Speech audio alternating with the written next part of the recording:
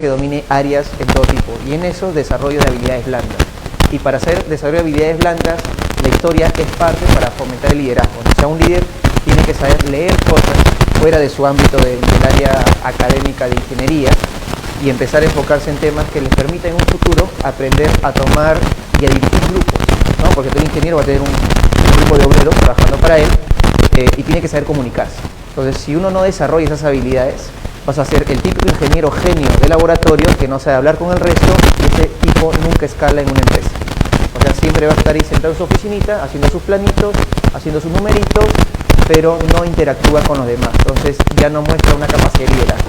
Entonces, perder un poquito el área de humanidades en la uni me dio mucha lástima. Me gustaba enseñar en ciclos uni bastante, porque me gustaba hacerles entender que la ingeniería a la que ustedes van permite transformar el país, ¿no?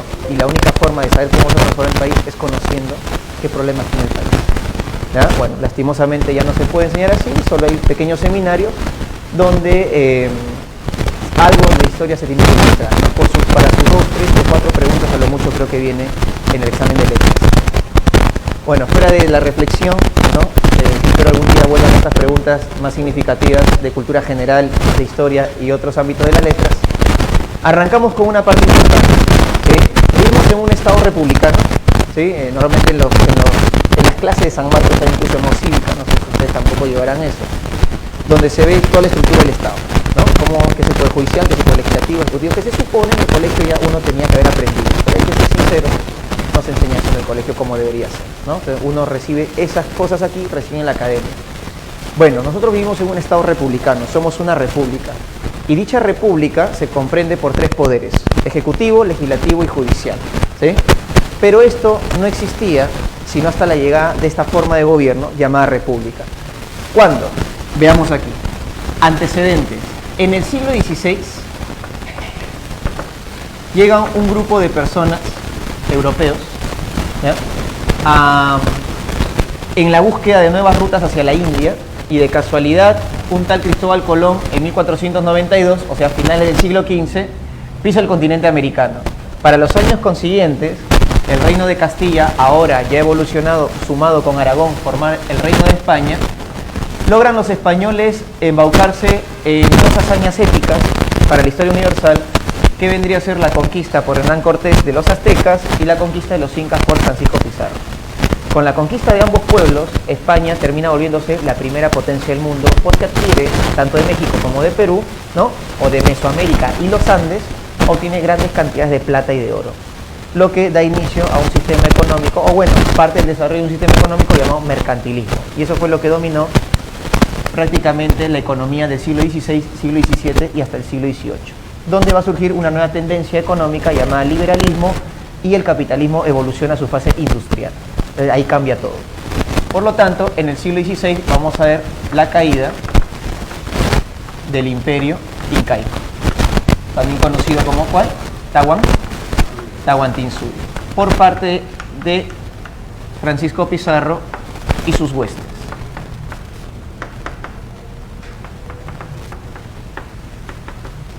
Obviamente que Pizarro para esto ya tenía permiso de la corona del rey Carlos I Habsburgo.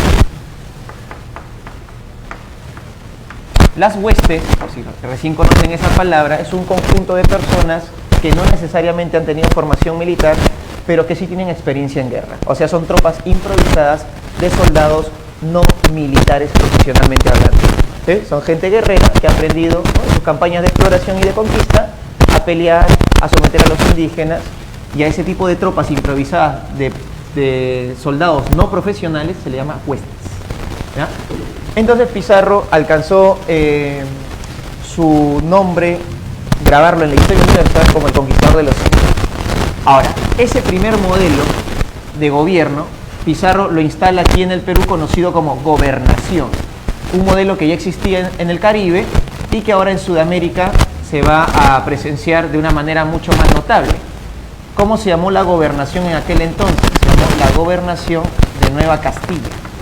O sea, nuestro modo político entre incas y virreinato fue gobernación. Y la máxima autoridad de una gobernación, ¿cómo se denomina? Gobernador. O sea, Pizarro no era virrey, era gobernador. ¿Sí? Para que entiendas el orden político de cómo pasamos, Tahuantinsuyo, Imperio Incaico, gobernación, virreinato. ¿Sí? Sabemos que hubo una guerra entre Pizarro y su otro socio, ¿no? El tuerto, ¿cómo se llamaba? Su socio amigo y luego enemigo, Diego de Almagro, ¿no? El Viejo, que también llegó a ser gobernador del sur de Nueva Castilla, llamada la gobernación de Nueva Toledo. Estaba la gobernación de Nueva Castilla y la gobernación de Nueva Toledo. Y esa le correspondía a Diego de Almagro. Prácticamente lo que fue el Tahuantinsuyo se volvió dos gobernaciones. Y esta estaba a cargo de Diego de Almagro.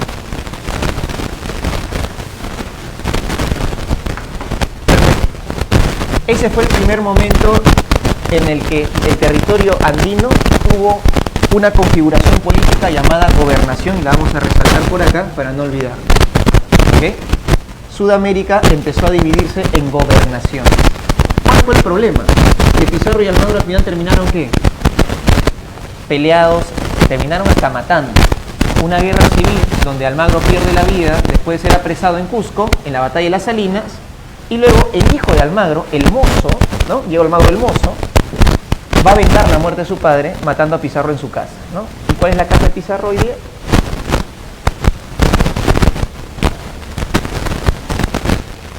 El Palacio de Gobierno. ¿Sí? Correcto. ¿Conocen Lima? Yo sé que ustedes viven acá en Comas, están lejos de la capital, pero ¿conocen la capital? Imagino. Allá está todo bonito, hay urbanización, todo está moderno allá. Perfecto. ¿Hay tren? Acá no, todavía. Ok, no te preocupes, no te preocupes. Ya conocerán Lima, no se preocupen. Ahora, ahí en la ciudad, el Palacio de Gobierno, obviamente fue una casa rústica de madera en aquel entonces, conocida como la Casa de Pizarro, hoy así se conoce la Casa de Gobierno actual, Palacio del Ejecutivo. Ahí donde matan prácticamente a Almagro, ¿no? En su propia casa. Bien. El rey de España, Carlos I, molesto con la situación de los gobernadores, porque se les ha mandado a administrar la tierra y estos tipos están que se matan entre ellos, decide derrumbar el sistema de gobernación para instalar un nuevo modelo político. Ya está funcionando en México y lo instalan ahora en Perú. Desde Panamá hasta Chile van a hacer ¿qué cosa? Para 1542 nació el virreinato del Perú. Y oficialmente ya nos llamamos ¿qué? Ya aparece en documentos el nombre oficial de ¿qué? Perú, ¿correcto? Nace, vamos a poner con mayúsculas, nace de manera oficial nuestro nombre. Antes la palabra Perú solo era una cuestión popular que significaba tierras del sur. Eso significa el nombre, ¿eh? Perú significa tierras del sur. ¿Ok? Un nombre un poco más extenso dado por los españoles, tierras del sur llenas de riqueza. Tiene un antecedente la palabra Perú en la palabra virú, ¿no? Pirú, virú, que debe tener un sentido étnico, aborigen, indígena, autóctono, debe tener un significado autóctono, pero al español poco le interesó lo que significaba autóctonamente. Lo que significa Perú para ellos era tierras del sur. Ir allá es hacerse rico. Y ese es el nombre, por si no lo sabías, hoy a tus 17 años, ¿ya? Aproximadamente, Perú significa tierras del sur. ¿Estamos bien? ¿Sí? ¿Dónde voy a hallar eso? En un libro llamado El nombre del Perú, de un exministro peruano, catedrático, abogado sanmarquino, que salía en el billete de 20 soles antes que aparezca Arguedas. ¿Sí? Vas a ver, aparece en el de 100. O aparecía. Raúl Porras Barrenechea. Él, en su tesis El nombre del Perú, en sus conclusiones, dictamina eso, ¿no? Concluye de que la palabra Perú significó para el español de la época tierras del sur. Muy bien, ya saben, ¿no? Colombia significa tierra de Colón, Bolivia el país de Bolívar, Ecuador, variante de la palabra Ecuador, de la línea ecuatorial, ¿no? Chile, de un término que tenían los incas de ese territorio, Chile, que significa confín del mundo, y Brasil por un árbol llamado el pau Brasil o palo brasa, ¿no? Porque su tronco bota un color rojo cuando lo hace servir, usado para tintes en las telas. ¿Ya? Entonces cada país de Sudamérica tiene obviamente su origen, su etimología, y nosotros también. ¿Por qué no? Perú, tierras del sur. ¿Ya? Nada que P de patria, la E del ejemplo, la R de rifle, no. ¿Ya? Esa es una canción. Eso. Ok. Listo. Se creó el virreinato del Perú y este virreinato tuvo dos familias, ¿correcto? ¿Qué familias tuvo? La primera familia en gobernarnos monárquicamente los Habsburgo, ¿ya?, que nos gobernaron desde 1542 en el virreinato hasta el año 1700, y la otra familia se llamó Borbón, y nos gobernó del año 1700 al año 1824, que se dieron las batallas de independencia. Perfecto. Con los Habsburgo teníamos un territorio gigante, Panamá hasta Chile, dividido en audiencias, provincias llamadas corregimientos en esa época, y distritos, que no existía tal palabra, sino existían los cabildos, lo que hoy llamaríamos una municipalidad, ¿no? En esa época se llamaba cabildo, y la autoridad sí era la misma. ¿Cómo se llama el jefe de una municipalidad? ¿Cómo se llama el jefe de un cabildo? Alcalde. Es el único nombre de la autoridad que ha quedado desde la colonia hasta el día de hoy. De ahí el resto todos han cambiado, ¿no? Corregidor, intendente, virrey, eso ya no existe. Pero la autoridad de alcalde ha quedado. O sea, en el gobierno subnacional, llamadas alcaldías o municipalidades, se ha mantenido el nombre colonial. Muy bien. Eso ocurrió en el siglo XVI, prácticamente, y hasta el siglo XVIII. A ver, vamos a ver qué sucedió en el siglo XVIII. Una nueva familia acaba de llegar al poder y se llaman los Borbón. El ascenso borbónico. Nueva familia llegó al poder, y cuando viene una nueva familia hay nuevas ¿qué? Nuevas normas, nuevas ideas, nuevas leyes, cambios de estructura, todo, ¿no? Es como que si tú te mudases, ¿no? Te vas a una casa nueva, te dan tu habitación, ¿y qué vas a hacer? Pintarla al color que te gusta, ¿no? Modificar las áreas para que tú te sientas más cómodo, chévere, que es lo normal, ¿no? Una casa, alguien se muda a una casa y va a hacer sus cambios, ¿sí? Listo. Y este ascenso borbónico vino de la mano con reformas, y eso tiene todo un nombre en la historia peruana, ¿no? Las famosas ¿qué? Correcto, las famosas reformas borbónicas. O sea, estos patitas prácticamente refundaron todo el virreinato. No les gustó cómo los Habsburgo habían administrado las tierras, y decidieron ellos tomar posesión del virreinato peruano, principalmente el Perú, más que en México, Perú. Porque los criollos, ¿se acuerdan quiénes son los criollos? Hijos de españoles nacidos en este territorio. Correcto. Bueno, la palabra criollo es más general, ¿ya? Criollo significa hijo de padres europeos nacidos en las colonias. O sea, si mis padres son portugueses y yo nací en Brasil, ¿qué soy? Criollo. Si mis padres son franceses y yo nací en Haití, ¿qué soy? Criollo. Mis padres son ingleses y nací en Massachusetts, ¿qué soy? Criollo. Mis padres son españoles, nací en Filipinas, ¿qué soy? Criollo. ¿Sí? O sea, la palabra criollo es general, no solo aplica a Perú, es general, ¿ok? Muy bien. Entonces, muchachos, ascenso borbónico vino con reformas, y estas reformas incomodan. ¿Por qué? Te lo voy a poner en un ejemplo muy sencillo. Hoy saliste de tu casa, saliste de tu habitación, para aquellos que tengan habitación propia, que a veces es un poco complicado compartir habitación con hermanos. Imagina que tienes tu habitación propia y tú sabes dónde has dejado tus cosas. Tu polo encima de la silla, tu casaca encima de tu cama, ¿sí? Tus zapatillas están en tal sitio de la esquina de tu cuarto, tal cual, ¿sí? Tu desorden es tu orden, ¿me entiendes? Viniste acá a la academia, tu mamá entró a tu habitación, se espantó con todo lo que vio, ¿sí? Y empezó a ordenar todito. Tú regresas a tu casa hoy día, más tarde terminaste el seminario, abres la puerta de tu cuarto y lo primero que vas a notar es que huele a limpio. Ese no es tu olor. ¿Qué está pasando acá? ¿Qué está pasando? Y grita, mamá, ¿qué has hecho? ¿Cómo que qué he hecho? Te va a decir, ¿no? He limpiado tu cuarto, cochino y miércoles. He visto tu media caminando sola, ¿qué es eso?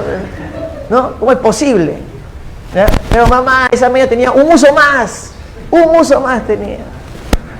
No, ya puse a lavar todo, ya no. Porque uno sabe cuando un polo está para ir a la lavadora o está para usarse una vez más.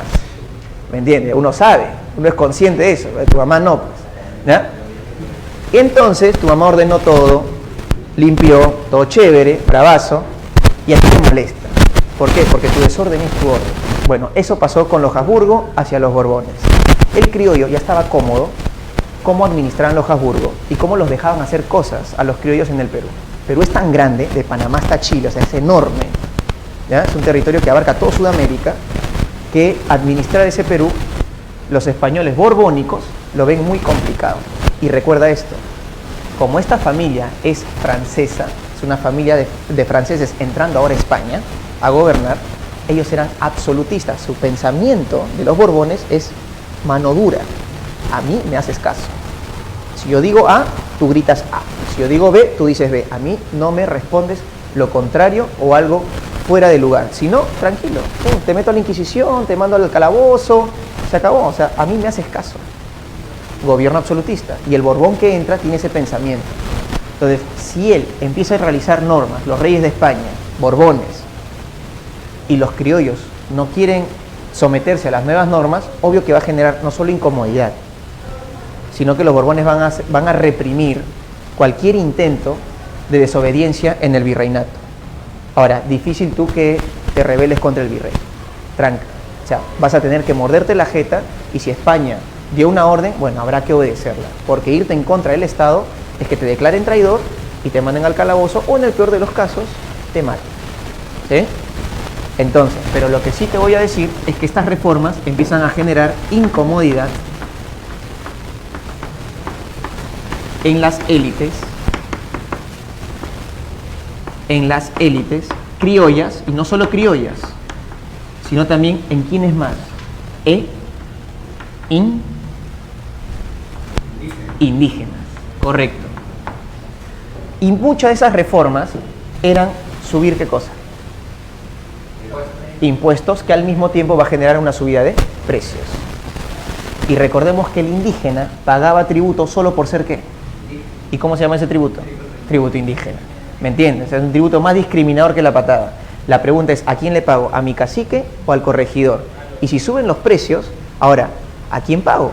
Porque si suben los precios y tengo para comprar solo mi comida, ¿no? Y ahora viene mi cacique a pedirme mi impuesto y luego viene el corregidor a venderme sus asquerosos repartos. Reparto, recordemos algo, el reparto era una venta arbitraria obligatoria que se le hacía al indígena. Es o me endeudo con mi cacique y no le pago el tributo, cosa que no puedo hacer, no puedo dejar de pagar mi tributo, o lo que sí puedo hacer es endeudarme con el corregidor. Pero endeudarme con el corregidor implicaría que utilice mi mano de obra para cualquier momento. O sea, para subsanar mi deuda me va a llamar cada fin de semana a trabajar en su casón, en su hacienda. O sea, ya la situación del indígena se está poniendo muy pesada. Una cosa es la élite indígena, que estamos hablando de caciques, y otra cosa estamos hablando del pueblo indígena. Y el pueblo indígena está haciendo, por estas reformas, están pagando caro. O sea, se la están agarrando con ellos. No es que el rey de España se quiere ir en contra de los indígenas, sino que la estructura de cómo ha generado la reforma o los cambios impositivos tributarios está afectando fuertemente a las comunidades indígenas. No solamente está incomodando a la élite criolla, sino que esto altera el orden social. ¿Y qué termina generando esto? Una mayor explotación al indígena. O, vamos a decirle, una mayor discriminación al indígena. Una mayor explotación a los indígenas. Y lo peor, ¿no? O sea, ¿con quién me quejo? Lo peor es eso, ¿con quién me quejo? Si la máxima autoridad de mi provincia es el corregidor, y el corregidor tiene amigazos en Lima, ¿con quién me quejo? A veces mi cacique también está ligado con el corregidor. Y ahora, hubo caciques que sí sintieron la necesidad del reclamo de su población y se fueron en rebeliones. Desde 1700 a 1784 hubo en el Perú y en Bolivia, el Alto Perú, que es como se llamaba en esa época, hubo más de 120 rebeliones. De esas 120 rebeliones, 2 fueron muy importantes. La de Juan Santos Atahualpa y la del famoso José Gabriel Condorcanqui, también conocido como Tupac Amaru II. ¿Correcto? Ok, pero esto termina generando algo interesante. Por ejemplo, ¿qué termina generando? Que en el siglo XIX, después de un intento, vamos a volver a poner una línea más por acá, que en este siglo XVIII se dieron las famosas rebeliones indígenas, de los cuales tenemos 2 personajes que vamos a señalar a continuación: Juan Santos Atahualpa y José Gabriel Condorcanqui. ¿Por qué son importantes? Él, por el tiempo, fue la rebelión más duradera del siglo XVIII, casi 13 años, o un poco más de 12 años, y la de José Gabriel por las consecuencias que trajo su rebelión. ¿Sí? Su rebelión se estaba expandiendo y estaba alcanzando otros virreinatos: Río de la Plata, Nueva Granada. ¿Y qué le pasó a Perú en esa época de las reformas? ¿Qué le hicieron a Perú? lo dividen, ¿no? Para controlarlo mejor. Perú es tan poderoso y los criollos eran tan poderosos en el Perú que decidieron ir eliminando sus redes, ¿no? Para que pierdan ese poder que tenían en Sudamérica. Los reyes no querían eso, ¿no? No querían darle tanto poder a los criollos, ¿ok?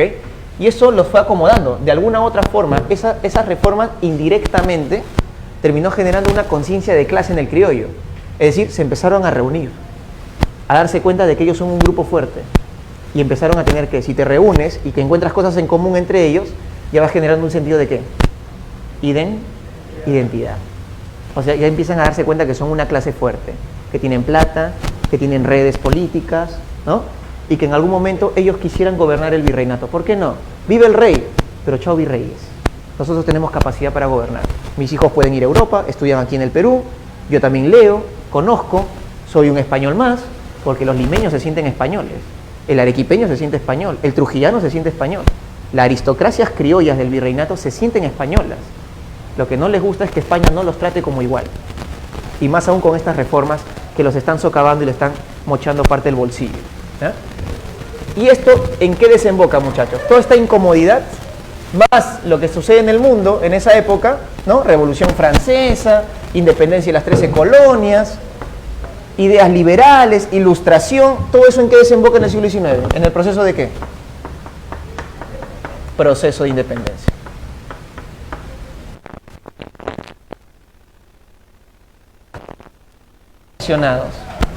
Surge el proceso de independencia, ¿sí? Estamos hablando más o menos desde el año 1810 u 11 aquí en el Perú a 1824, conocida como las rebeliones criollas y las famosas corrientes ¿qué?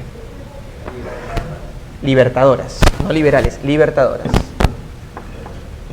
Rebeliones criollas. ¿Quiénes aparecen acá? Se llaman esas personas que fueron al campo de batalla a pelear llevando ideas de cambio.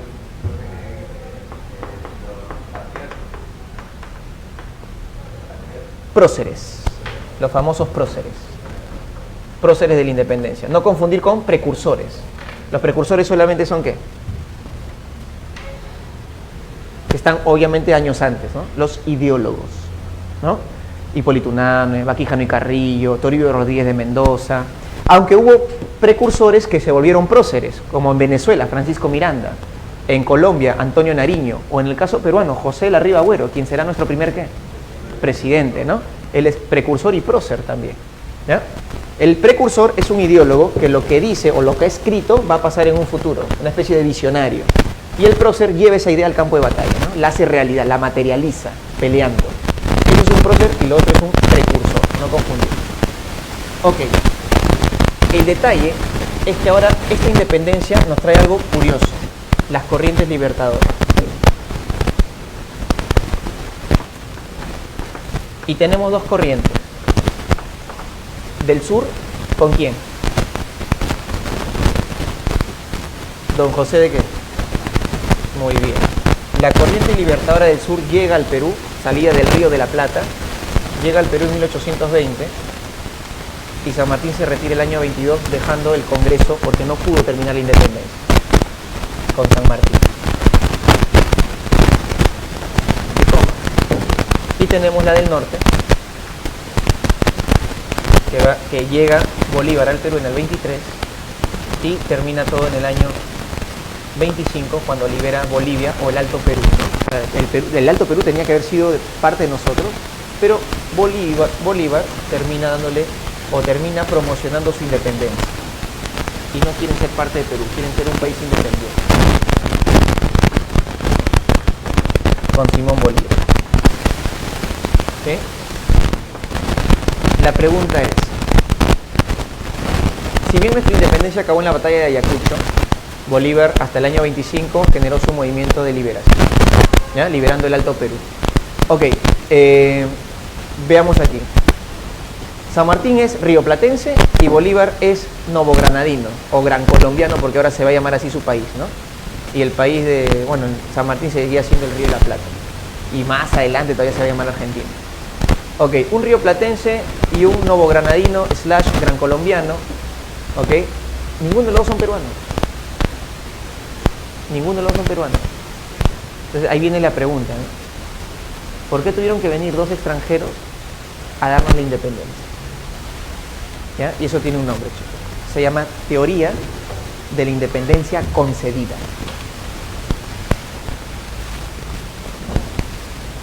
Y es fuerte esa idea, es muy fuerte, y te voy a explicar por qué. Teoría de la independencia, voy a poner ahí, lo resumo nada más, IND, concedida. O sea, ¿qué significa esto? Que nos la han regalado, ¿no? Que nos la han dado. ¿Ok? Y es fuerte, porque tiene argumentos muy fuertes. Uno, el hecho de que 2 extranjeros vengan acá. 2, la idea de nosotros queríamos la independencia, lo intentamos antes que venga Bolívar y el momento que se fue San Martín, del 22 al 23, lo intentamos con el Congreso de la República, ¿no? El Congreso se creó, decidimos incluso ser una república, ¿no? El Congreso decidió que nos tenemos que transformar en una república, eso lo vamos a ver ahorita, pero estamos viendo algunos antecedentes. Y bueno, lo intentamos, pero no funcionó. Curiosamente, el ejército patriota tiene más extranjeros que peruanos como soldados. En la batalla de Ayacucho, ¿ya? Hay un mayor porcentaje, más de los 3/4 soldados que hay en las tropas de Ayacucho, del virrey La Serna, son peruanos. Y menos del 20% de las tropas patriotas son peruanas. La mayoría de Río de la Plata, Chile y la Gran Colombia. Entonces ahí nos deja mucha suspicacia, ¿no?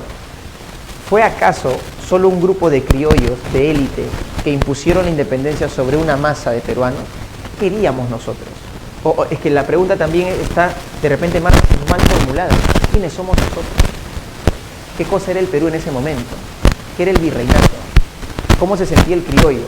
Había un criollo que se sentía español, había un criollo que se sentía patriota, realista, ¿no? Un criollo que se sentía propiamente peruano, patriota, y otro que se sentía muy realista, ¿ya?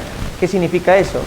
Que prácticamente enfrentar patriotas versus realistas, tú pones, ¿y a quiénes son patriotas? Algunos criollos, indígenas, y apoyo de algunos negros esclavos que buscan libertad. ¿Quiénes son los realistas? Criollos, españoles, indígenas que no quieren perder sus privilegios, ¿no? Y negros que por sus amos van a apoyar el arte. Si tú te pones a ver quiénes participan en cada bando, o sea, sectores sociales, vas a encontrar los mismos sectores.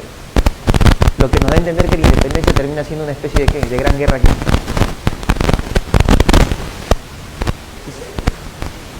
Obvio que tiene que haber intereses, pero si te pones a ver desde la configuración social de quienes integran cada bando, son los mismos, o sea, son criollos, blancos, son indígenas, cada uno con sus posiciones e intereses, como tú dices, y algunos apoyo de los esclavos, dependiendo qué es lo que buscan, ¿no? Unos que pretendían buscar su libertad, ¿no? Y otros que estaban con sus amos peleando, ¿no? como auxiliares. Es como si fuese una gran guerra civil. Y uno se pone a pensar, profesor, un ratito, ¿pero por qué España no manda barcos a frenar a San Martín y a Bolívar? Y ahí tú tienes que saber historia universal. Porque justo en los años 1820 a 1823 hay un momento en el que España tiene una fuerte guerra civil llamada Trienio Liberal, donde un oficial llamado Rafael del Riego le declara golpe de Estado al rey Fernando VII. Entonces, si San Martín y Bolívar tuvieron la chance de poder entrar al Perú y ningún barco español vino desde España a defender el virreinato, es porque España tenía sus propios problemas adentro. O sea, tuvo suerte San Martín y Bolívar de hacer lo que hicieron, porque España en ese momento está en un conflicto interno. ¿Ya? Independencia, jóvenes, es el tema más complejo que se puede enseñar en la historia peruana. Súper complejo. Súper complejo. Y eso yo le digo a mis chibolitos, porque le he enseñado esto a chibolos de primero y segundo, de tercero y cuarto secundaria, que los enseño más suave, obviamente, más suavecito, con menos grado de análisis, porque su cerebro no va a captar tanto. ¿Ya? Claro, peor, si no saben historia universal, por eso te digo, si tú no sabes esto, si este es el inicio de un Perú republicano, pero si no conocemos la raíz, o sea, ¿qué haces acá sentado estudiando para qué? El que no sabe de dónde viene, no sabe a dónde va. Así de sencillo. El que no sabe de dónde viene, no sabe a dónde va. ¿Qué significa esto? Que tu chamba como estudiante, luego postulante, luego ingresante y joven universitario es, sí, quiero salir adelante, quiero sacar a mi familia adelante, bacán. Pero ¿en qué momento pisas en el país? Y no te digo que la clase de Historia del Perú cambie tu vida y que una pizarra te modele a un nuevo futuro, no. Pero al menos es el primer paso de reconocer que el Perú tiene problemas. Pero hay que saber desde cuándo vienen esos problemas. Porque como futuros ingenieros, ustedes, su gran labor, que es la ciencia aplicada, la ingeniería, es cómo transforma el país. Y es más, si quieres no te cargues esa mochila llamada Perú, cárgate la mochila llamada familia. ¿Cómo saco a mi familia adelante? Y cuando ya lo hayas logrado, da el otro gran paso. ¿Cómo hago que mi distrito cambie? Trabajo en la municipalidad, me vuelvo regidor, ¿no? ¿Qué proyectos aporto? O sea, estudié en ingeniería, ahora me meto un diplomado de gestión pública, para luego postular como regidor en un partido X, ¿no? Igual ten cuidado también con quienes te vas a cruzar en ese proceso, ¿no? Porque a veces los alcaldes, ¿no? Lo primero que te preguntan es, tú tienes un gran proyecto, ¿no? Quieres renovar una parte de un cerrito, hacerlo más chévere, con una pista más adecuada, con materiales más adecuados, llevas el proyecto a la municipalidad y lo primero que te van a decir, ya, ¿cómo es la cosa? ¿Cuánto va a ganar? O sea, no piensan en la gente, ¿entiendes? Cuando la política se tiene que hacer con el corazón en la mano. Y ustedes como futuros ingenieros van a transformar el país, pero tienes que meterte eso a la cabeza y pensar que sí lo puedes hacer. De mirarte al espejo y decir, con la carrera que voy a generar cambios que terminen dándole a los peruanos una alegría enorme. Y si puedes entrar a la política en algún momento, perfecto, bacán. Porque en la política los cambios son mucho más grandes. ¿Sí? De repente te vuelves emprendedor, empresario, le das trabajo a más peruanos, bacán, eso ya es hacer falta. Con que estés apoyando a 3, 4 peruanos en tu pequeña empresa, te estás dando un sustento familiar a cada uno de esos trabajadores y con eso ya estás haciendo bastante y bastante. Pero si quieres hacer cosas más significativas, entrar a proyectos mucho más grandes, Lima ya está saturado. Yo te recomendaría que vayas a provincia. Hay muchas cosas por hacer en provincia. Crear hospitales, clínicas, policlínicos, carreteras, colegios, casas termoaislantes a la gente que está en el sur peruano. O sea, hay un campo. Y me ha gustado esta línea que quiere transformar parte de la sociedad con la infraestructura, con la ingeniería, con la metalmecánica, con la industria. Yo quisiera que tú vayas en ingeniería industrial, la que termines en el área de recursos humanos, esa Falabella. Déjaselo a los administradores, pero déjale eso. Que la ingeniería industrial tú tienes que ir a dónde, al campo más chévere, al que lo que le falta a este país, innovación. Ahí la estás pensando en ingeniería industrial.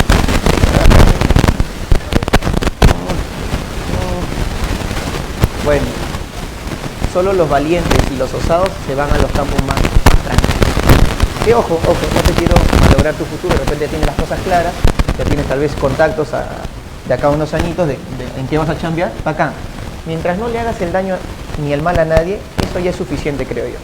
Pero si de verdad te quieres poner una mochila llamada Perú, una mochila llamada Comas, Cabello, y quieres transformar, bienvenido, créeme que no eres el único. Hay muchos peruanos que queremos cambiar esta sociedad, cada uno a nuestra manera, pero tenemos que unirnos en algún punto, en algún momento. Ahora, y se va a lograr, ten fe. No tienes la fe de poder ingresar, créeme que este país puede cambiar. ¿Qué es eso? Si no crees en ti mismo, yo no voy a creer en ti, o sea, tu tutora no va a creer en ti, o sea, tú tienes que creer en ti. Okay. Eso es tuyo, autoconocimiento, conózcanse a sí mismos y sean capaces. O sea, cada mañana me levanto, miro al espejo, estoy viendo el futuro Cachimbo y Laguna, punto. Y así empieza tu día. Pero tienes que arrancar motivado. Los ciclos unis son pesados, no puedes perder tu motivación. Por eso tienes que trabajar bastante acá. Y recuerda, estás dando el examen más difícil de Latinoamérica. No es cualquier examen. No lo digo yo, pues acá catalogado así. Ok, estos son algunos antecedentes. Vamos entonces a arrancar con características. ¿Qué cosa es la República? ¿Cómo arrancó la República en este contexto político? Después de haber visto un poquito de evolución política de imperio incaico, gobernaciones, virreinato, vamos a señalar acá, un virreinato que pasó por 2 familias, 2 dinastías. Ahora somos un país independiente. Ok, vamos a poner características de la República en sus inicios, ¿no? Como nos dice el título de hoy. A ver, arranquemos con características 2.1, políticas.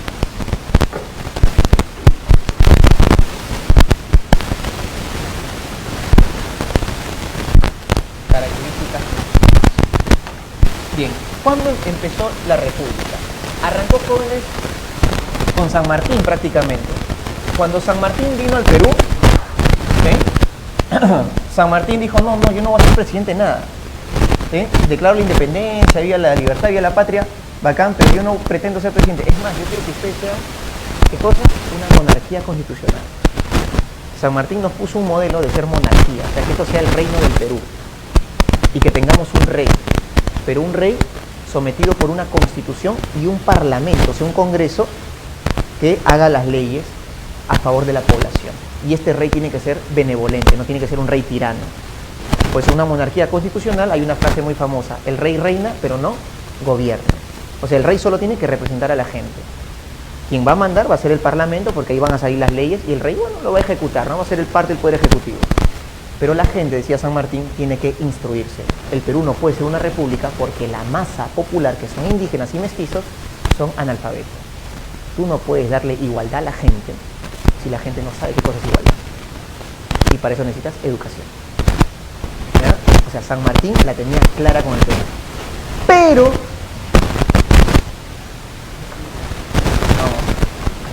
José de San Martín. Un pequeño antecedente para arrancar con la República. Es que todo empezó con un debate. José de San Martín gobierna el Perú, como ya hemos visto en la parte anterior, del año 22, del año 21 al 22. ¿Sí? ¿Sí lo pusimos así? Bueno, la corriente vino acá, pero San Martín como gobernador, protector, porque así se llamó su gobierno, el protectorado. Así se llamó el gobierno de San Martín en Perú, protectorado. ¿Ya? Hubo un debate. Y a ese debate se le conoce como el primer ciclo doctrinario.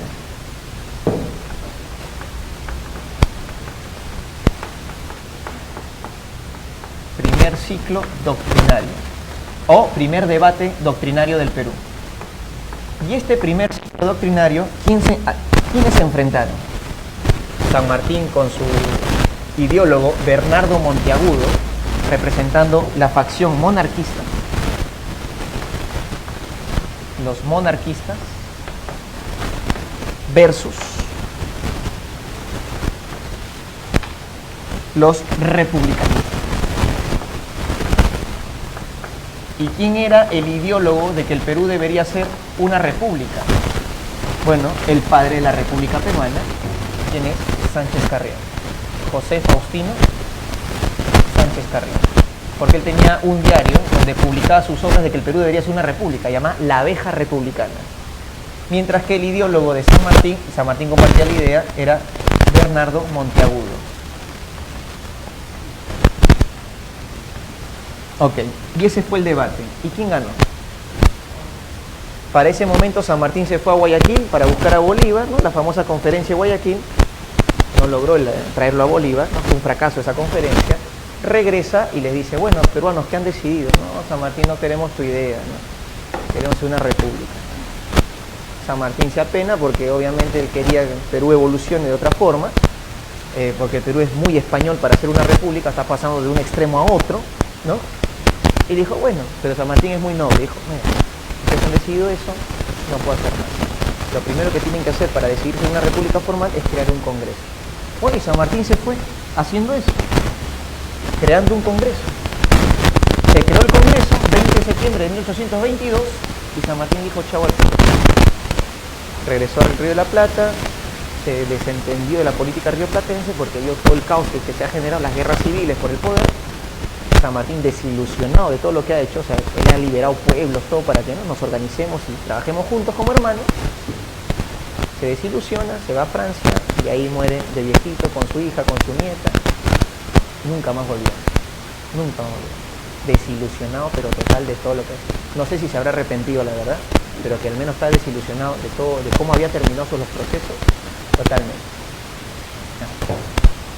Muy bien. Hasta el propio Bolívar, ¿no? También de alguna u otra forma, ¿no?, quería mantener el control de todo lo que había liberado, porque no le gustaba cómo estaban actuando las repúblicas sudamericanas. Bueno, entonces apareció, jóvenes, y así arrancamos con la parte política, el Congreso de la República. Bueno, el primer congreso que se formó se llamó el Congreso Constituyente. ¿Por qué? Porque vas a crear, muy bien, campeón. Y estamos hablando que esto duró del año 22 al año 24. 20 de septiembre de 1822 hasta febrero de 1824, que le entregan a Bolívar, ¿qué cosa? Todos los que. Bolívar, cuando viene al Perú, el Congreso le da todos los que. Todo el poder, ¿no? Y por ende Bolívar, ¿qué fue para nosotros? Presidente, pero ¿en calidad de qué? Si tienes todo el poder, ¿qué es? Dictador. Y en su dictadura, batalla de Junín, batalla de Ayacucho, y hoy día 200 años de esas dos batallas, ¿no? Por eso celebrando el bicentenario y la batalla de Junín y Ayacucho en Argentina, 2024. Bien, ¿quién fue el primer presidente de este Congreso? Un sacerdote, un abogado sacerdote. Primer presidente del Congreso. A ver. Francisco Javier, pero con X, Luna Pizarro. ¿Correcto? Primer presidente del Congreso. El político más bravo de esa época era un sacerdote abogado. ¿Sí? Porque él va a titiretear el Perú en ese momento. A ver, ¿cuáles son esos primeros inicios de nuestra república? Que ni bien se creó el Congreso el 20 de septiembre del año 22, automáticamente, bueno señores, ya tenemos un Congreso, representantes del Perú que están aquí presentes, votemos. ¿Qué somos? República, levanten la mano, todos, mano alzada, somos una república, sentenciada. ¿Sí? Se concluye de que somos una república. O sea, la primera obra que hizo el Congreso es consolidar que somos una república. ¿Ya? Se estableció la República Peruana. ¿Ya entiendes por qué los congresistas son creídos? Porque ellos son, se supone, los padres de la patria. ¿Ya? Madres y padres hoy día, ¿no? Y por ende es la institución base de nuestra república. ¿Sí? Nuestra república nace con el Congreso. ¿Ya? Pues ser congresista no es cualquier cosa. Bueno, hoy día ¿ya? Se estableció la república. Bueno, ya tendremos que cambiar. Si tú algún día llegas a ser congresista, cambiamos todo. Bacán. Se estableció la república. Primer modelo. Ya cambió el modelo ya. Ya cambió el modelo. ¡Pum! Ya somos una república. ¿Y cuál es la característica de una república? Que los poderes están divididos y se supone que deberían estar equilibrados, se supone. ¿No? Ok. Y una república representa a la nación, a todos, ¿no? Ok. No es una democracia directa, es una democracia indirecta, porque van nuestros representantes. ¿Ya? Pero la pregunta es, ¿qué tipo de república? Ese fue el segundo debate. Se estableció la república. ¿Cómo? Y nace un nuevo debate. Un debate chiquitito, pero sustancial. Luna Pizarro debate con Sánchez Carrión. El debate Luna-Sánchez Carrión. ¿Cuál fue ese debate? ¿Qué tipo de república son? Y se debatió el unitarismo versus el federalismo. ¿Quién es federal en Sudamérica?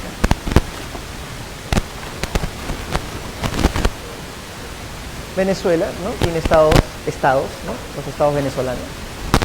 ¿Quién más? Nuestro vecino, ¿qué vecino es federal? Ecuador. Bolivia. Brasil. Brasil es un estado federal, ¿no? Son estados. ¿Sí? Y Argentina, que es un vecino un poco más lejano, tiene un modelo de federalismo distinto, ¿no? Ellos son provincias. ¿Ya? Y los gobernadores de provincias, aunque no lo creas, el gobernador tiene sus propios ministros. O sea, Javier Milei, que debe conocerlo, presidente actual de Argentina, el Peluca Milei, tiene su poder ejecutivo con sus 8 ministerios, que redujo un montón, ¿no? Ese fue uno de sus primeros cambios políticos, reducir, ¿no? La burocracia estatal, porque él es liberal, por lo tanto él cree que el Estado debe tener la mínima participación en la economía, por su forma de pensar. Pero cada provincia de Argentina tiene ministerios. Y él les ha pedido a cada gobernador, oye, reduzcan sus ministerios, porque el ministerio de Argentina está en crisis, estás dando chamba a gente y se crean ministerios constantemente y esas cosas le hace gastar. Bueno, los que se comportan más o menos federales, pero bien estructurado, muy bien estructurado, es Brasil, y podremos decir que hay un modelo de federalismo argentino. ¿ya? Basado en provincia, con gobernadores gestionando. En el Perú, no. Sánchez Carrión, ¿qué quería? Esto. El Perú tiene que tener estados federales. ¿Sí? Y Luna Pizarro le dijo, la vas a fregar. ¿Por qué? Miren, escuchen esta frase. Luna Pizarro le dice, tú puedes unir lo que siempre ha estado separado. ¿En relación a quién? ¿Qué colonias se juntaron para armar su independencia? Eran 13. Las 13 colonias, ¿no? La independencia de los Estados Unidos. Se juntaron. Eran colonias separadas, inglesas, británicas. Se juntaron y formaron un país. Porque Sánchez Carrión tenía esa idea, ¿no? Ser una república como Estados Unidos. ¿Ya? Mientras que Luna Pizarro tenía un pensamiento un poco más afrancesado, ¿no? De mantener todo junto. Y le decía eso, ¿no? Tú puedes unir lo que siempre ha estado separado, pero no puedes separar lo que siempre ha estado unido. Entonces, ¿cuál es el miedo? Imagínate que fuésemos federales, ¿ya? Y en el Perú, que los arequipeños, los cusqueños, los trujillanos en esa época tenían cierto espíritu local. ¿Cuál era el miedo de Luna Pizarro? De que se independice. Se cree que la República de Arequipa, la República de Trujillo, la República de Cusco y chao, Perú no existe. ¿Me entiendes? Ese era el miedo, de que se desestructure el Perú. Porque todavía no somos un país sólido, no nos identificamos con el Perú, ¿me entiendes?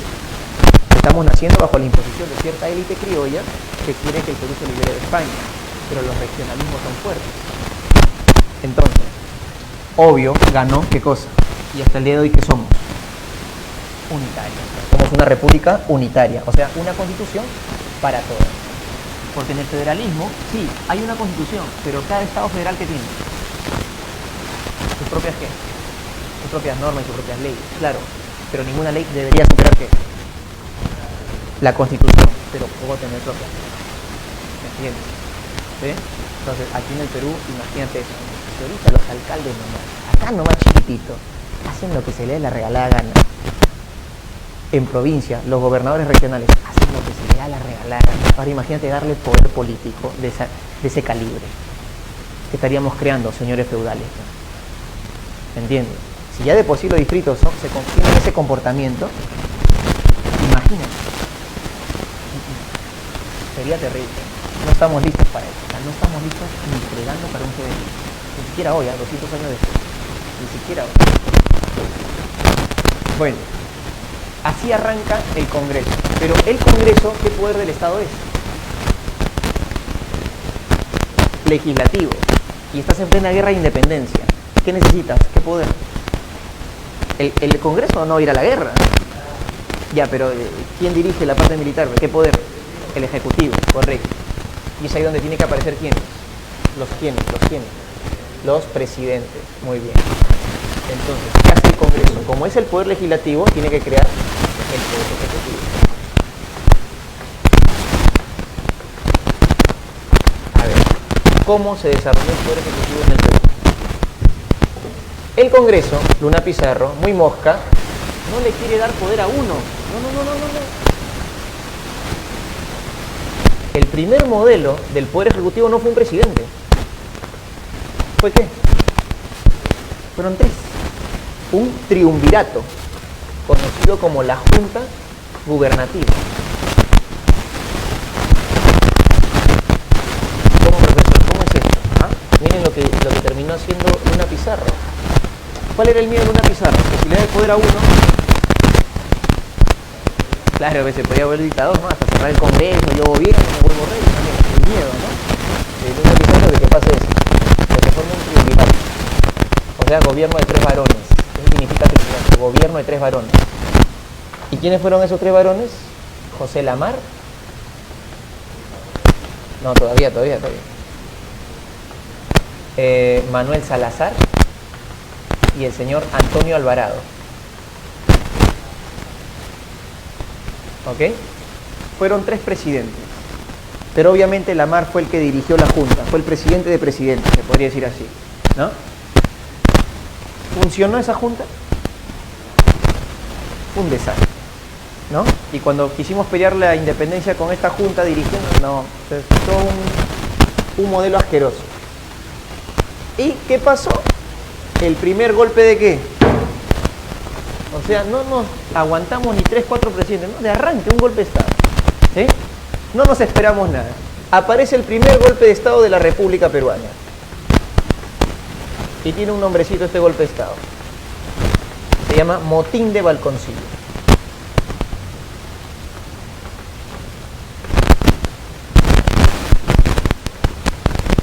¿Ok? Motín de Balconcillo. Dado por un oficial del Alto Perú llamado Andrés de Santa Cruz. ¿Sí? Entre paréntesis. O Motín de Balconcillo por Andrés de Santa Cruz. Y Santa Cruz le dice al Congreso, su junta es una porquería, ya la saqué, y quisiera que propongan a un nuevo presidente.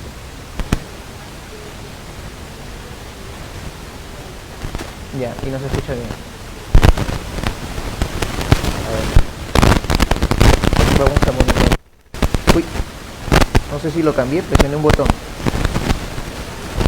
Tu canal, ¿está bien? Ya. Ok. ¿Qué sucede con Santa Cruz? Que le pide al Congreso un candidato nuevo, y él lo tiene. Y ahí es donde aparece ahora sí, ¿quién? Nuestro primer qué. Y ahí aparece. Ahí recién aparece. Miren todo lo que sucedió para que aparezca el primer presidente del Perú. ¿Quién es? José de la Riva Agüero.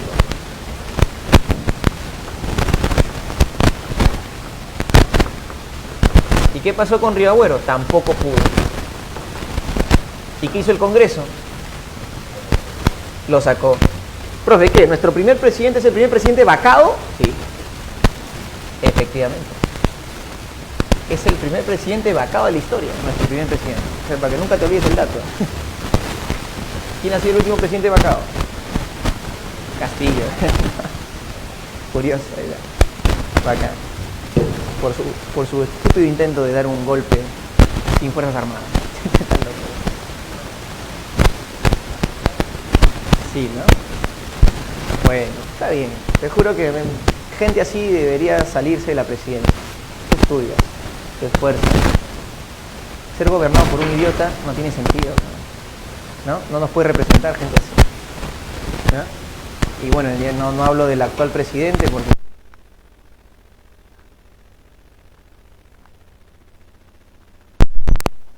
disfrutamos de Chifa, viendo temas importantes de geopolítica, ¿no? De mejores relaciones comerciales, se pone a hablar del chaufa. Está loca esa tipa, está loca. Dale. Debe ser la tipa.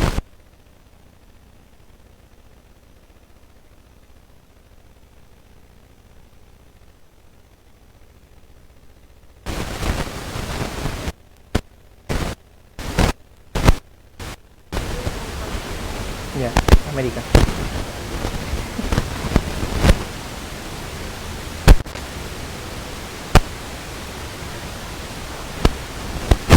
Ya. Muy bien. No pudo Riva Agüero. Entonces apareció el segundo presidente. ¿El Congreso a quién elige, chicos? A un marqués, ¿no?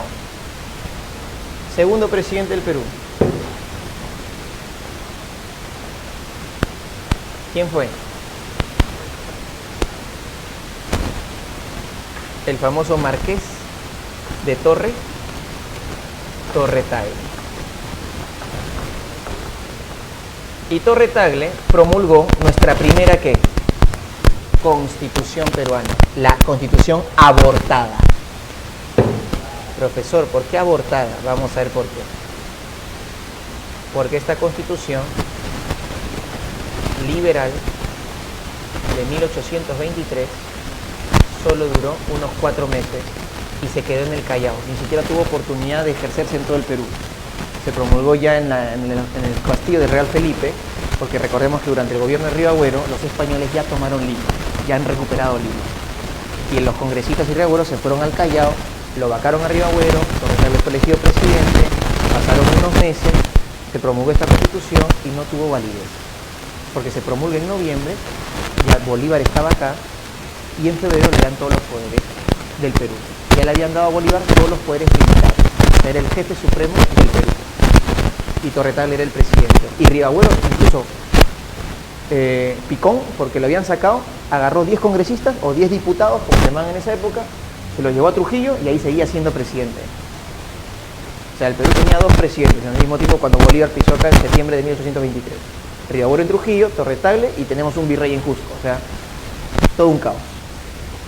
Bueno, todo eso se va a terminar cuando el Congreso decida darle a Bolívar todos los poderes del Perú. Y nuestro tercer presidente va a ser un dictador.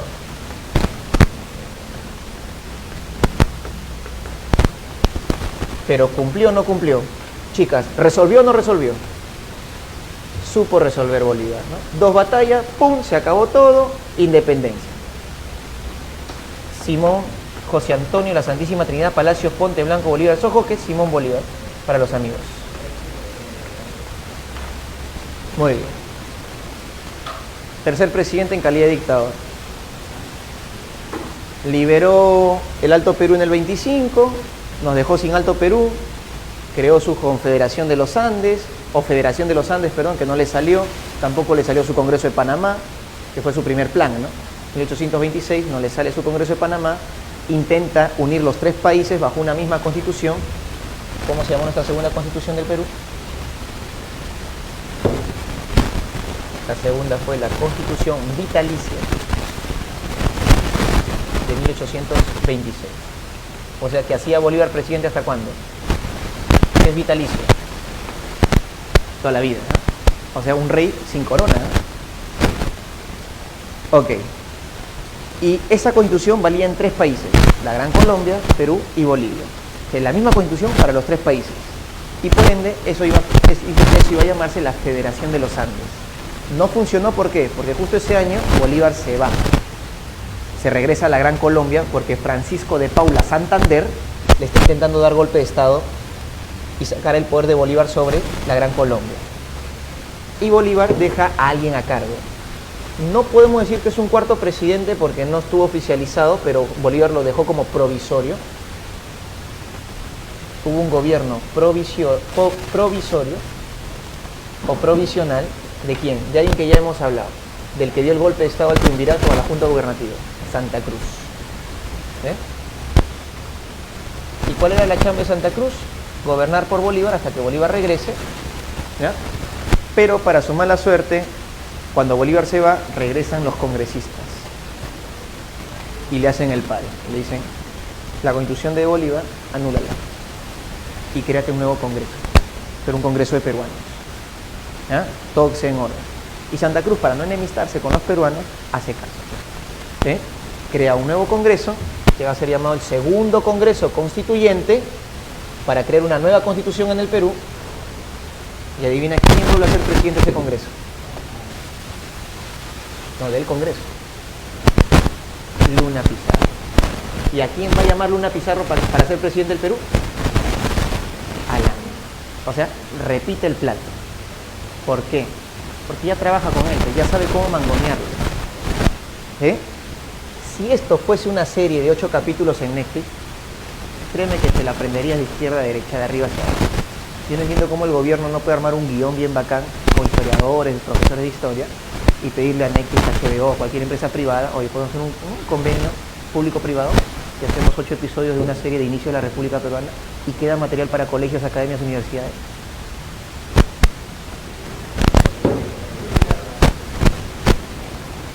¿Tanto cuesta hacer eso? O sea, es una idea tan fácil. ¿Cuántos estudiantes de comunicación social hay en universidades públicas y privadas? ¿No se les ocurre hacer un proyecto de ese tipo? Bueno, yo soy un hombre de ideas, ¿qué te puedo decir? Ojalá alguien me escuche por aquí en alguna casa y lo haga. Entonces, y aparezca el segundo congreso constituyente. Pelearon en ese congreso 2 candidatos. Un congresista dijo, oye, que Santa Cruz se quede, total, ya es presidente. Y Luna Pizarro dijo, no, tráeme a Lamar, candidateo a Lamar. Bueno, y Lamar ganó, dando inicio a lo que se conoce como ¿qué? ¿Primer qué cosa? Primer militarismo. Ya, y aquí nomás nos quedamos en la parte política. Aparece el primer militarismo que va a gobernarse entre el año 1827, ¿no?, a la salida de Santa Cruz, hasta 1800, mira el truco, ¿ah? Volteas, 72. 45 años de gobiernos militares divididos en dos etapas. La primera etapa se le conoce como anarquía militar y la otra, que para acordar un poco el colegio, la famosa prosperidad falaz. Correcto, ¿no? La anarquía militar, cuando el Perú arrancó sumamente pobre, ahorita vamos a ver eso, 1827-1845. Y la famosa prosperidad falaz. Y preciso los años, ¿no? Porque mira, justo 45 años dura todo esto y justo el año 45 es el periodo intermedio entre ellos dos. O sea, como para que no te olvides nunca cuánto dura este periodo y cuáles son los años.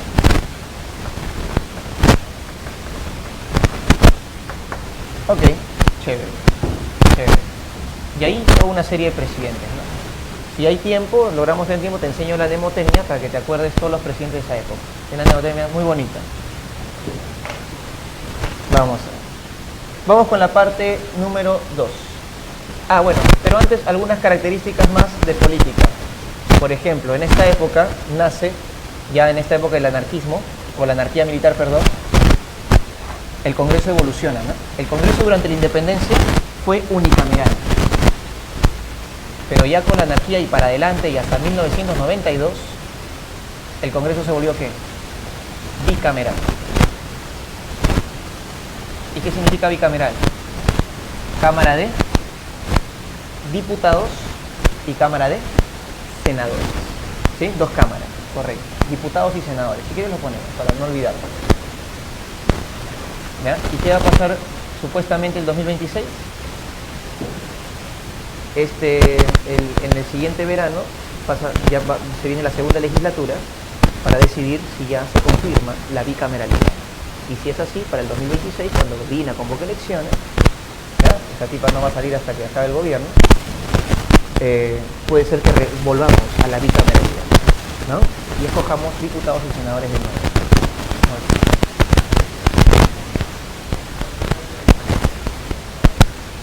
Los senadores son personas con mayores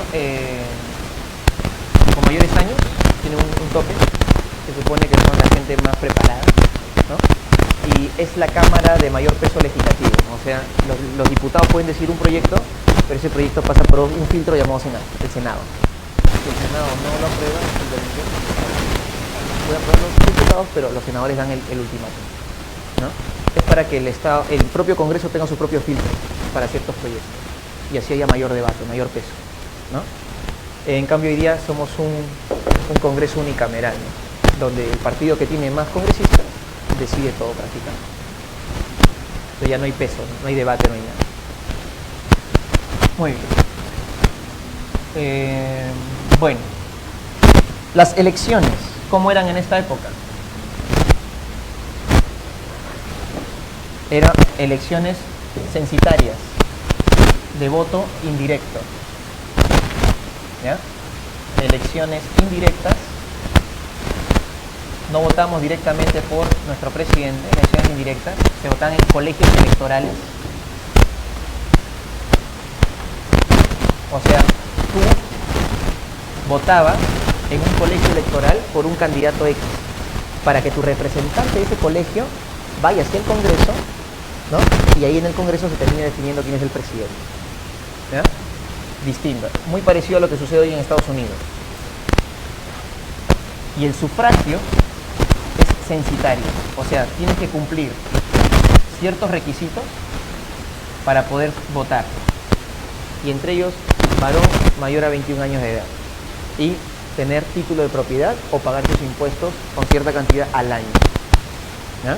O sea, habían muchos requisitos para poder ser electas, y yo creo que las mujeres lastimosamente en esta época todavía no están ligadas a la igualdad jurídica con el varón, ¿no?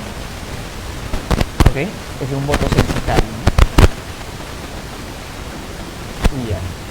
Políticamente hablando, sí, bueno, eso.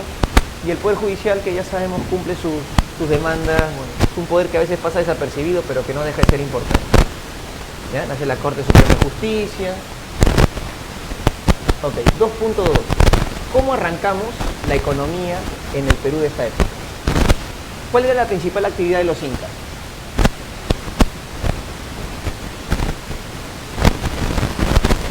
Primero, para el mundo andino, ¿qué cosa era riqueza? ¿Oro, plata? No. ¿Qué era riqueza? ¿La tierra qué? ¿Pero tierra qué? Fértil, correcto. O sea, mi riqueza es la tierra fértil porque el alimento, conectado con la madre naturaleza, la Pachamama. Correcto. Agricultura. Principal actividad. Quien tiene más tierras fértiles es un tipo muy rico. ¿Ok? Tiene el reino más rico o el estado más rico. En el virreinato, ¿cuál fue la novedad? Oro y plata. Por ende, el modelo mercantilista. ¿Sí? Entonces pasamos de una economía de redistribución agrícola, pasamos a una economía mercantilista de metales preciosos. ¿No?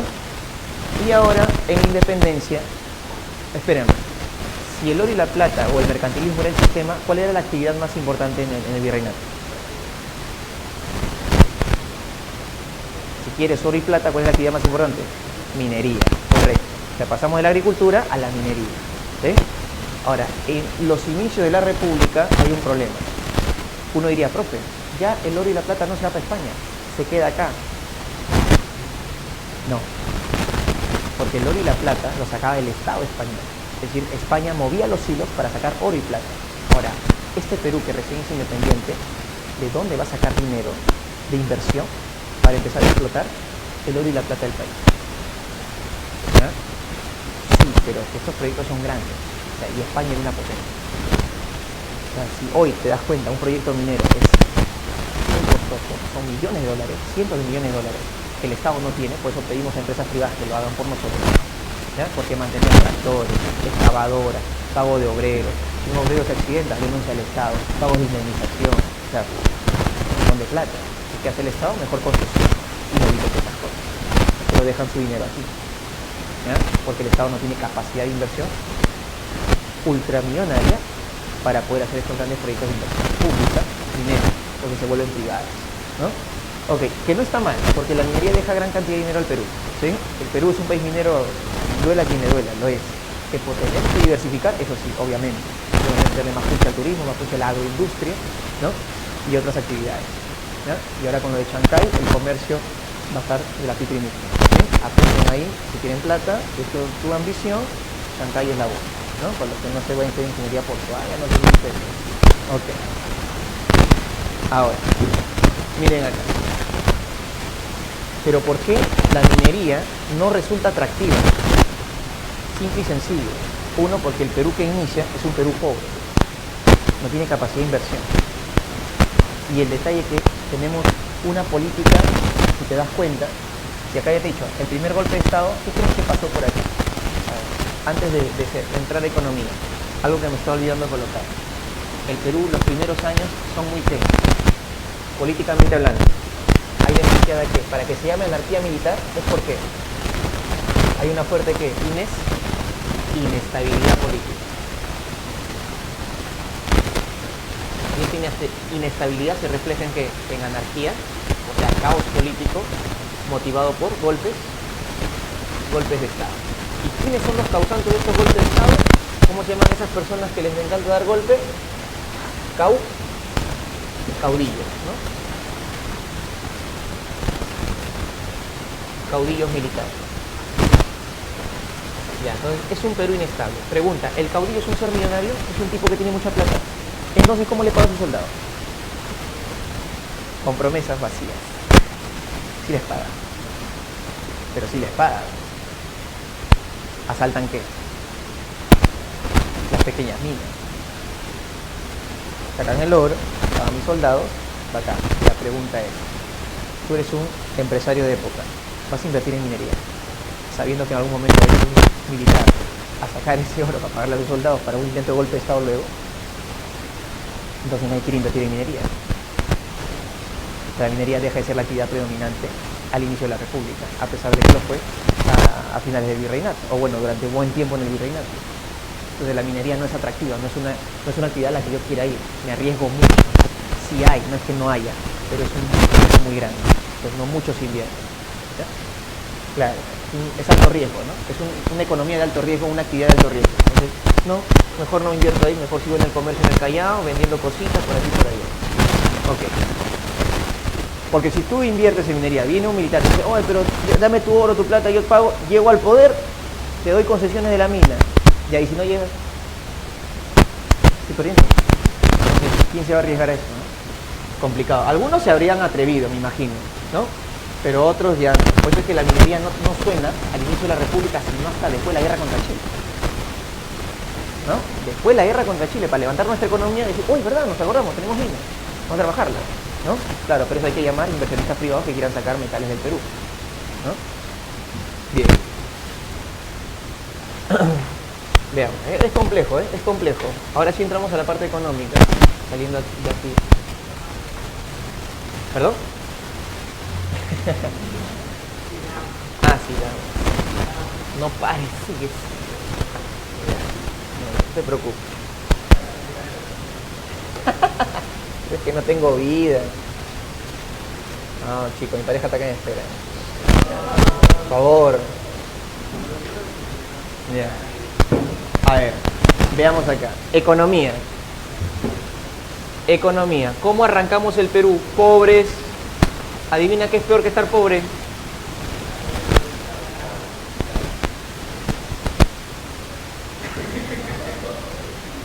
Te aplaudo, buen chico.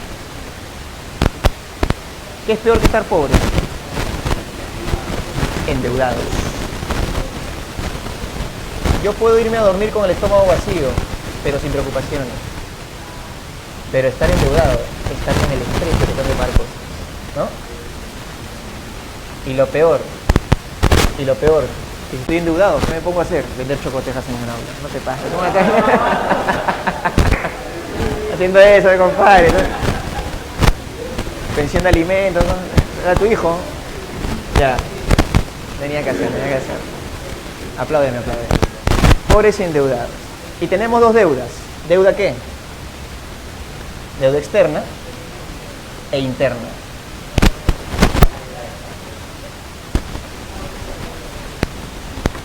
Correcto. Profe, pero afuera, ¿a quién le debemos? Uno, por la capitulación de Ayacucho, después de la batalla de Ayacucho con Bolívar, ¿no? Bueno, con Sucre, porque Sucre fue el que firmó al fin y al cabo. Le hemos dicho a España que le vamos a pagar, ¿no?, el viaje de regreso a los soldados y le vamos a pagar gastos de indemnización por la guerra que ha sucedido por independencia. O sea, le tenemos una deuda a España. Y eso ya será para analizar en otros seminarios. ¿Por qué? No? ¿Por qué le pagamos al vencido cuando nosotros somos los vencedores? Medio raro. Okay, pero tiene su explicación. Lo otro es, le debemos a los ingleses porque Rivagüero, para terminar la independencia, pidió 1.2 millones de libras esterlinas, ¿no? 1.200.000. Ya le debemos a Inglaterra, le debemos a España, le debemos a Chile, le debemos al Río de la Plata, le debemos a la Gran Colombia. ¿Estamos? Le debemos a todo mundo, porque nos han ayudado en la independencia y hay que devolver ese favor. Y la deuda interna es todo hacendado o todo comerciante que aportó en la independencia, San Martín y Bolívar, que le dejó bonos. O sea, si yo di 40 sacos de trigo, 2 vacas, ¿no? 5 esclavos, no sé, 30 costales de papa, ya todo eso está registrado. Firma San Martín. Cuando el Perú sea libre e independiente, reclame por favor su pago. Usted está aportando por la independencia. Es un bono de independencia. Bueno, y por eso es que en la prosperidad falaz, con Ramón Castilla, los hijos de hacendados, porque algunos ya habían muerto y otros hacendados que ya están algo viejos, piden a Castilla, oye, y el Perú tiene plata por el guano, devuélvenlo, pagando. ¿No? Se llama la famosa ley de consolidación interna, hay que pagar las deudas, ¿no? El Perú tenía plata y pagó sus deudas, ¿sí?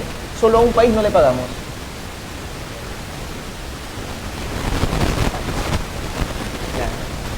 Y eso vino en un examen de admisión Villarreal 2015. ¿Por qué no se le pagó a España? ¿Por qué España no nos ha firmado qué cosa? Ningún acta de independencia. No, sí. Cuando ya estábamos peleando contra Chile, en 1879, en París, Francia, una comisión de peruanos y una comisión española nos terminan dando. Claro, 55 años después, ¿no? Nos dan la independencia. Pero bueno, no lo vi a nada. Un poquito tarde, ¿no? Un poquito tarde. Nos hubiésemos evitado muchos problemas, creo yo, si España hubiese reaccionado más temprano. Bueno, sí, mejor tarde que nunca. Al fin y al cabo, tenemos nuestra acta de independencia firmada por la corona española. Así que bueno. Igual es como que honorífico, ¿eh? Porque ya éramos libres, ¿no? O sea, no teníamos que dar permiso para España. Pero bueno, la formalidad cuenta. El otro problema fue de cómo, y disculpa que ponga esta palabra porque de repente te asusta, primeros ingresos. A ver. ¿Cuáles fueron los primeros ingresos? ¿De dónde sacábamos plata? Contribuciones, o sea, le pedíamos a quién. A la gente, contribución. Recuerda que el tributo se divide en 3 etapas, ¿no? Impuestos, tasas y contribuciones. ¿Sí? El sistema tributario peruano, bueno, no sé si en el mundo también sea así, pero aquí en el Perú la tributación se divide en 3 elementos: impuestos, tasas y contribuciones. ¿Sí? Y las contribuciones es lo que le pedimos a la gente, ¿no? De manera directa, tipo como que, por ejemplo, que te pide la municipalidad cada año por tu casa. Arbitrios, ¿no? Arbitrios, tienes que pagar tus arbitrios, tu arancel, tienes que pagar tu alcabala. No, aranceles es en el comercio, ¿no? Las contribuciones son los pagos directos, ¿no? Que hace la gente, una contribución. Ok, los impuestos, pues chicos, impuestos a la gente. Tienes que pedirle dinero a la gente para que el Estado tenga algo de plata. Y lo otro, ¿qué sería? Algo que siempre va a durar, así estemos en crisis, pero siempre va a haber, bueno o malo, pero va a haber, es el comercio. Y por ende, si hay comercio, hay impuestos en el comercio, principalmente en el puerto del Callao. ¿Cómo se llama eso? Arancel. O sea, cobro de impuestos en las aduanas. Ya. Eso preguntaron en San Marcos alguna vez. ¿Sí? Los primeros ingresos son contribuciones a la gente, pedirle dinero a la población. Por eso es que, ¿qué seguía pagando el indígena? El tributo indígena, ¿no? De ahí sacaba algo de dinero el Estado. Y los aranceles. Muy bien. ¿Qué más podemos hablar en economía? Bueno, eso es. Principalmente estamos pobres y endeudados, tenemos doble deuda, primeros ingresos para armar un esqueleto de economía peruana y estamos sobreviviendo prácticamente con una economía de características coloniales, ¿no? Se da el mantenimiento del aparato fiscal. Mantenimiento del aparato fiscal. O sea, ¿qué significa esto? Que así como se cobra en el virreinato, así se está cobrando en la República. Nada cambió. Hace revolución, hace independencia, sí. Estamos en lo mismo. Rarísimo, ¿no? Muy bien. La única economía que nos está algo dando una base es el comercio. Y la agricultura es del campo, o sea, el hacendado tiene su propia producción. No es la voz, no es la voz. La moneda va a tener una evolución. ¿Cuáles fueron las monedas al inicio de la República? No.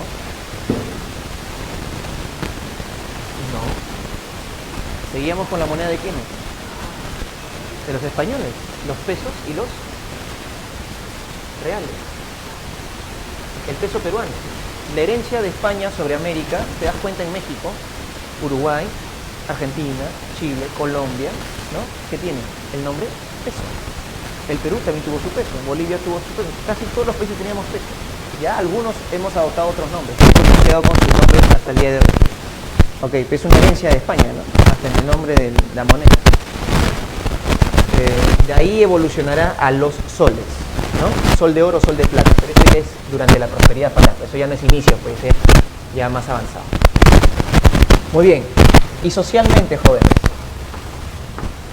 socialmente, ¿cómo arrancó nuestra república en sociedad? El negro seguía siendo esclavo, el indígena seguía pagando tributo, por lo tanto seguía siendo discriminado, y la élite seguía siendo blanca. La pregunta es, ¿qué ha cambiado, no? ¿Qué clase de revolución o independencia es esta? La sociedad es la misma. ¿Cómo se llama eso? Bueno, vamos a decirlo aquí. Continuaba la estructura social colonial. Exacto. Al inicio, al menos, al inicio. Donde se van a ver los cambios, ¿dónde es? La prosperidad falaz. Ahí es donde empiezan los cambios de la república. Pero al inicio es casi lo mismo, ¿no? Se mantiene la estructura social. ¿Cuál es la única diferencia? Que ya no somos siervos de un rey, ahora somos siu. Esa es la gran diferencia. Se mantienen las bases sociales.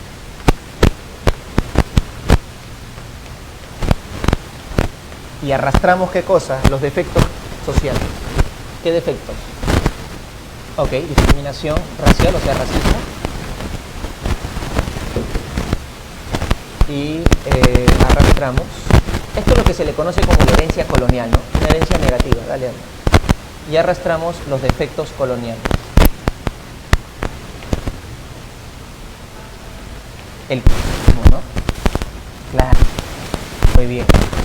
Aparte, el racismo, no sé si me estoy equivocando y espero acertar, de hecho, espero no equivocarme, pero siento que el racismo ha disminuido mucho, a diferencia de años anteriores, ¿no? O al menos ya lo estamos suavizando a través de la risa y el meme. Y algo bueno, ya está. Ojalá sea así. De acá a 2 generaciones más dejemos de burlarnos del racismo.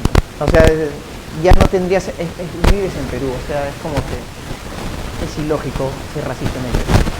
Somos mezcla racial y todo, no tiene sentido. Lo que sí está fuerte, y me parece muy difícil bajarnos, es el clasismo. ¿Por qué el clasismo ocurre acá?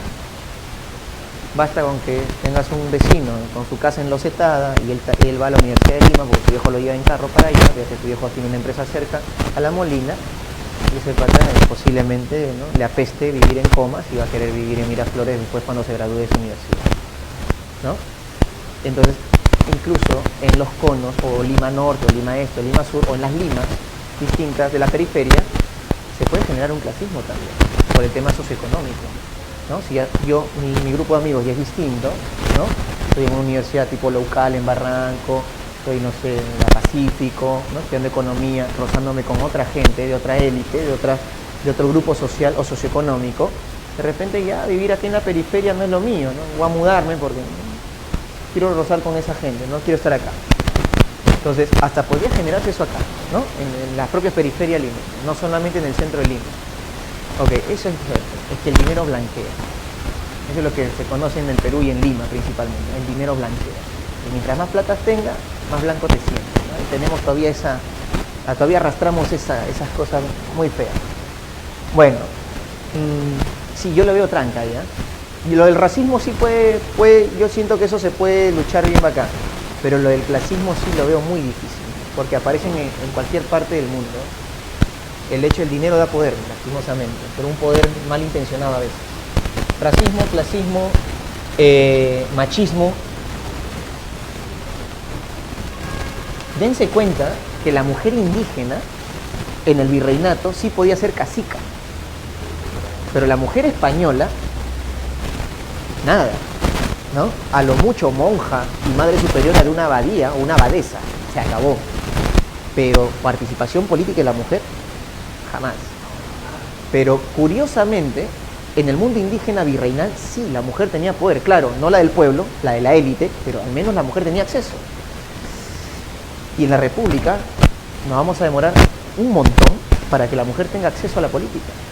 Hay que esperar hasta el gobierno de Manuel Arturo Odría, ¿no? Estamos hablando un poquito de 130 años para que la mujer acceda al voto. O sea, claro, y el analfabetismo es bravo. O sea, hay que esperar a Pardo para que le dé a la mujer acceso a la educación, y hay que esperar a Leguía para que construya el primer colegio de mujeres público, el Rosa Santa María de Breña, ¿no? O sea, se dio la ley en un año y apareció 50 años después el primer colegio de mujeres público. Claro, la mujer de clase media que tenía algo de dinero iba a colegios mixtos privados, ¿no? O tenían un tutor en casa. Pero la del pueblo tenía que aguantarse unos años hasta que un presidente creó un colegio público de mujeres. Bueno, complejo, complejo. Estos son los 3 defectos más fuertes que aún arrastramos. Hasta ahora, 200 años después, aún seguimos con esto. Bueno, territorialmente, teníamos 3 vecinos nada más, ¿no? La Gran Colombia, Brasil, Bolivia. ¿Sí? ¿Recuerdan por qué todavía no existía frontera con Chile? Eso va a existir recién en la guerra. Teníamos 3 vecinos nada más, al inicio de la República. Y las fronteras se definían por 2 principios, ¿no? Uti possidetis y libre determinación de los pueblos. ¿Ya? Eso lo voy a poner finalmente y ahí acabamos. Territorio. ¿Sí? Muy bien, chicos. Las claves se las paso a Xiomara, ¿ok? Porque ya no nos da el tiempo. Los límites del Perú, vuelvo a repetir, solo eran 3. Por el norte, la Gran Colombia, que luego se partió en 2. ¿En qué se partió la Gran Colombia? Para nosotros como vecinos. Ecuador y Colombia, ¿no? En 1830. Al este, no en la República. ¿Qué cosa era Brasil en esa época? Imperio. El Imperio del Brasil. Y al sur, el Estado de Bolivia. ¿Sí? Para fijar fronteras, demarcar fronteras, o vamos a poner así, principios fronterizos o principios limítrofes, hubo 2, uti possidetis. Todo lo que tenías en el virreinato en 1810, quédate con eso. Quédate con eso. Pero había un principio que pesaba más. Libre determinación de los pueblos. ¿Qué significa eso? Si tú vivías en frontera, tenías la opción de decidir a qué país pertenecer. Esto pesa más que... Dime. Por ejemplo, ¿quién por este principio se quedó en el Perú? Jaén. Porque por este principio Jaén se fue. ¿Y qué dirás? ¿Qué cosa es Jaén, profe? Cajamarca. ¿Ya? Pero se quedó. Decidió quedarse en el Perú. Bolivia, por uti possidetis, tenía que ser de nosotros. Pero por libre determinación decidieron ser un país autónomo. Guayaquil sí se fue también por libre determinación de los pueblos. Por uti possidetis, Guayaquil tenía que haberse quedado, pero se terminó yendo para la Gran Colombia, luego Ecuador. ¿Ya? Esos eran los principios. Y para cerrar, ¿con cuántos departamentos inició el Perú? Con 7. Departamento 7 y la Comandancia General de Maynas. O sea, la selva peruana se llamaba así, Comandancia General de Maynas. Todavía no existía Loreto, eso lo va a crear Ramón Castillo.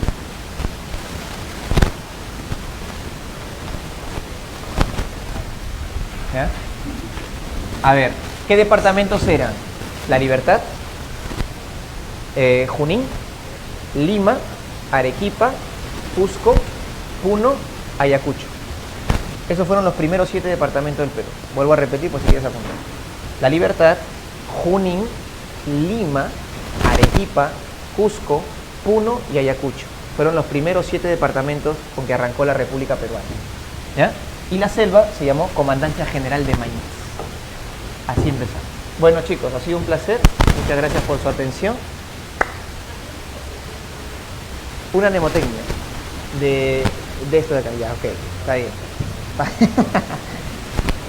Ya, para anarquía militar y para prosperidad falaz. ¿Ok? A ver. Para anarquía militar, ¿sí? Presidentes: Lagaorza, ¿ya? Sangabi.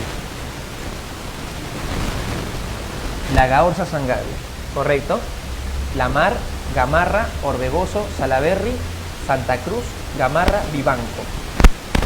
¿Ya? Repito, Lamar, Gamarra, Orbegoso, Salaverry, Santa Cruz, Gamarra, Vivanco. ¿Por qué hay un espacio ahí? Porque justo cuando muere Gamarra, al intentar invadir Bolivia, surge un periodo chiquito llamado Anarquía del 42. Y en esa anarquía Vivanco fue como que más estable, porque estuvo como un año en el poder. Y ahí hay como casi en 3 años tenemos algo de 10 presidentes. Un montón. Vivanco es el más estable. Y este Santa Cruz de acá, que es el presidente que está acá, ya acá no es presidente. Porque recuerden que acá nos fusionamos con Bolivia y formamos un nuevo estado. La Confederación Peruana Bolivia, un nuevo país. ¿Ya? Y Santa Cruz ahí que es protector de la Confederación. No es presidente peruano, protector. Prosperidad falaz. Casechecas, San Petraval. ¿Ya? Castilla, Echenique, Castilla, San Román, es el que creó el sol de oro, el sol de plata, él es el que creó el sol. Peset, Prado, Balta. Con Peset y Prado, la guerra contra España, Balta el famoso contrato de Bello. No te olvides. Ok. La Gaorza, San Gaby, Casechecá, San Pepraval. ¿Ya? Tienes todo el primer militarismo. ¿Ok? Repásalo, si te vacila, monstruo. Ahora, advertencia. Tú dices la Gaorza, San Gaby, Casechecá, San Pepraval 3 veces a la medianoche delante del espejo, es tu problema. Tú invocas algo, es tu problema. Yo no me meto. ¿Ya? Profe, ayer se me metió el alma de Castilla. No sé. ¿Ya? Mucho cuidado, ¿ok? No es hechicería, no es brujería, es mnemotecnia. Listo, muchachos. Listo.